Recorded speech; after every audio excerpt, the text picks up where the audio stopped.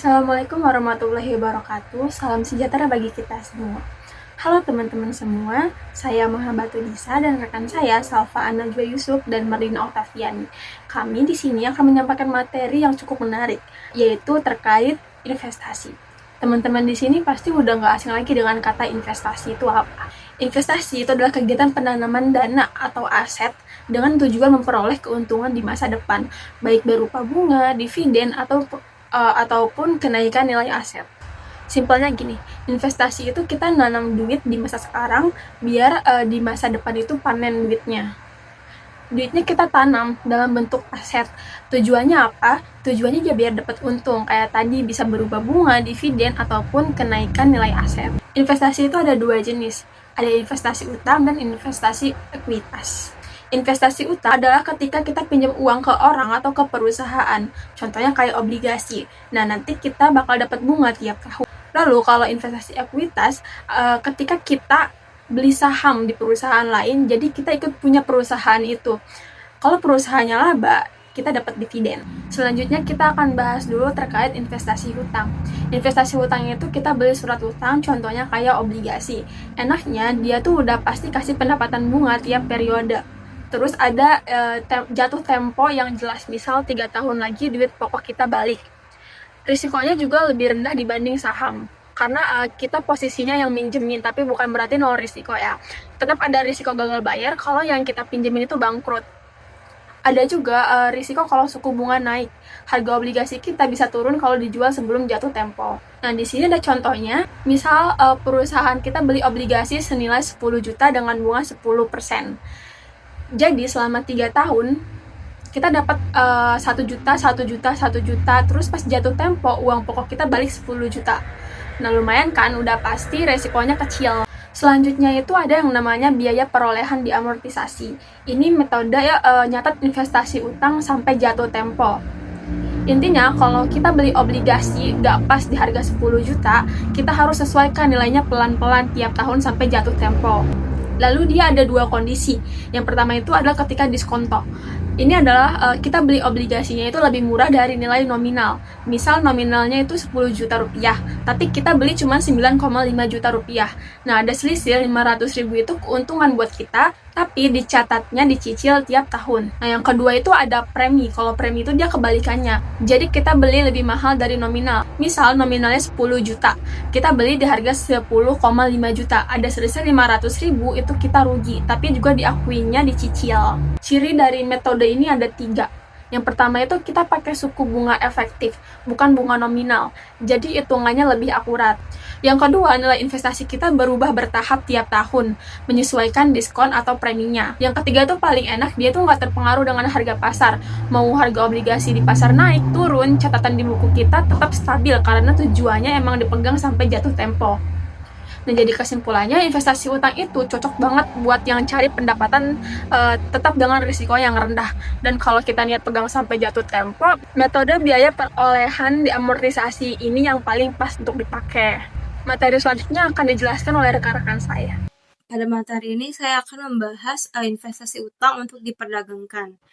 Tidak semua investasi utang itu dimiliki hingga jatuh tempo, teman-teman. Beberapa investasi itu dibeli untuk diperjualbelikan kembali agar perusahaan itu memperoleh keuntungan jangka pendek. Investasi ini tuh dibagi menjadi 2 jenis, yaitu ada trading securities dan available for sale atau AFS. Kedua jenis investasi tersebut itu dicatat menggunakan nilai wajar atau fair value, yaitu berdasarkan harga pasar pada saat ini. Nah, agar lebih mudah dipahami, investasi untuk diperdagangkan itu dapat dianalogikan seperti kita itu membeli barang untuk dijual kembali. Misalnya, teman-teman itu membeli sepatu limited edition. Nah, karena memperkirakan harganya itu akan naik di masa depan. Kemudian, menjualnya kembali untuk memperoleh keuntungan.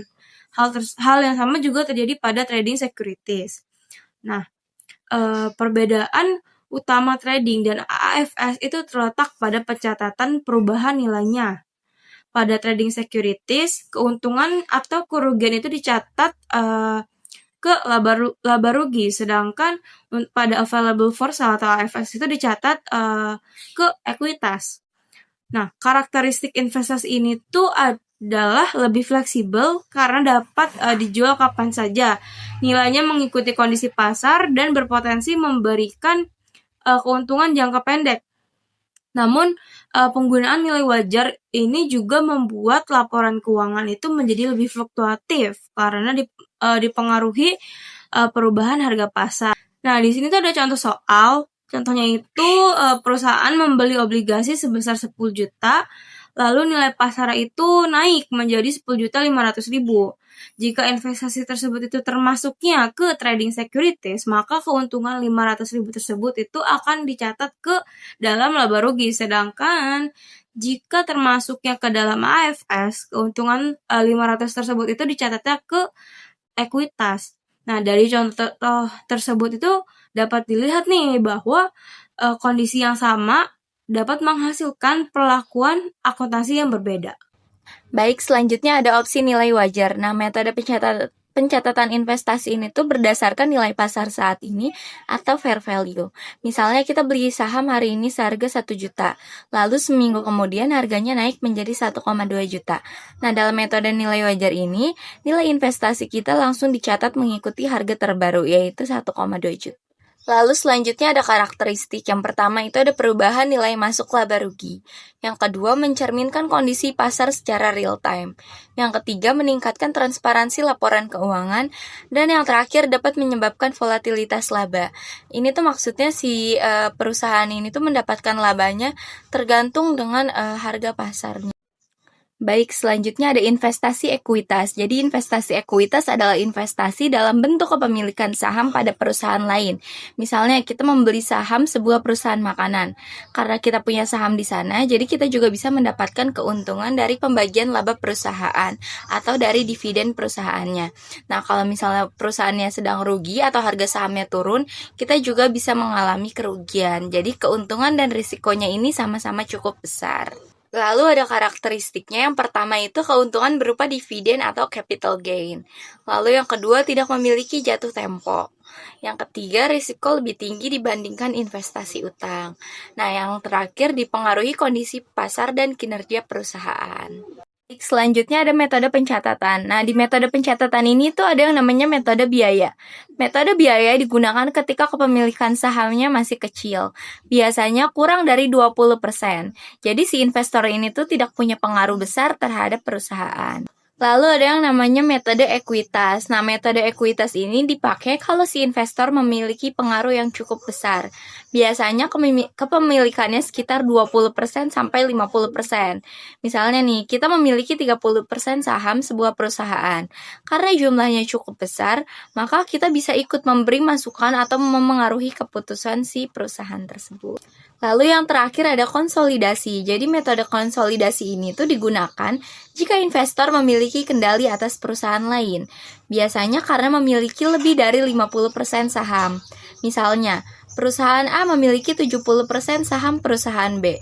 Karena mayoritas saham dimiliki perusahaan A, maka perusahaan A dianggap sebagai pengendali perusahaan B. Nah, jadi tujuan dari penggunaan metode-metode tersebut adalah supaya cara pencatatan investasi sesuai dengan tingkatan pengaruh investor terhadap perusahaan yang diinvestasikan. Jadi semakin besar kepemilikan saham, semakin besar juga pengaruh investor sehingga metode pencatatannya juga berbeda. Nah, di sini ada contohnya. Perusahaan membeli 30% saham perusahaan lain senilai 20 juta rupiah. Laba perusahaan tersebut yaitu 5 juta. Nah, bagian labanya itu 30% dikali 5 juta sama dengan 1.500.000 karena si perusahaan ini tuh hanya membeli saham tersebut sebesar 30%. Maka nilai investasinya ini akan bertambah sebesar 1.500.000. Selanjutnya saya akan membahas isu pelaporan investasi.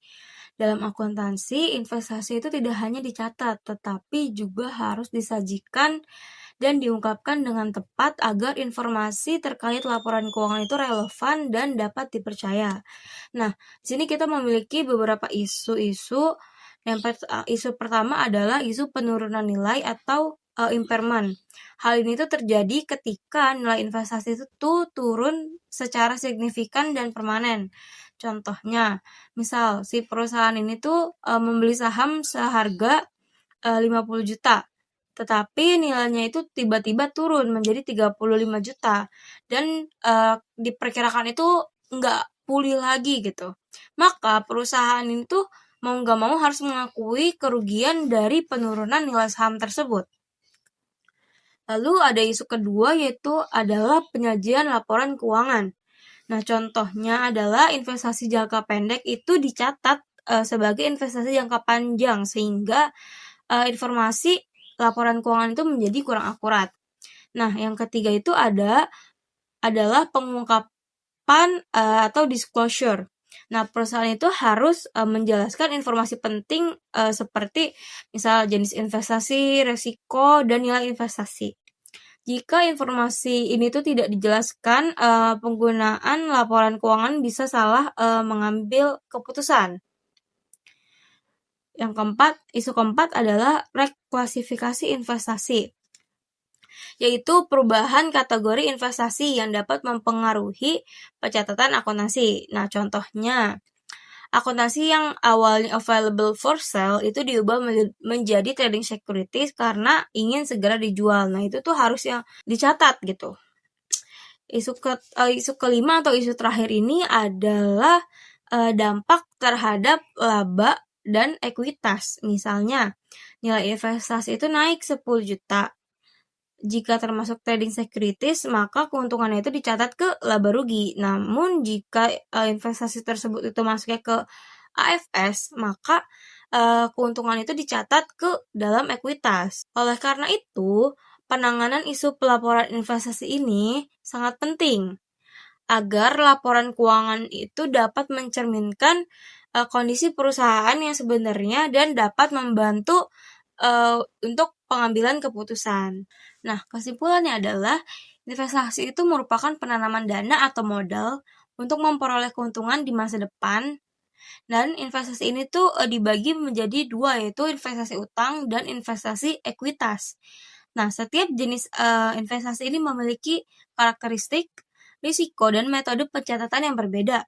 Oleh karena itu, pelaporan investasi yang tepat sangat penting agar laporan keuangan itu dapat memberikan informasi yang relevan dan andal bagi pengambil keputusan. Teman-teman, ini dia pemaparan materi dari kelompok kami. Jika teman-teman ingin ada yang ditanyakan, kita sangat terbuka untuk saling tanya jawab di dalam kolom komentar. Kurang lebihnya mohon maaf, kami dari kelompok 5 pamit undur diri. Assalamualaikum warahmatullahi wabarakatuh.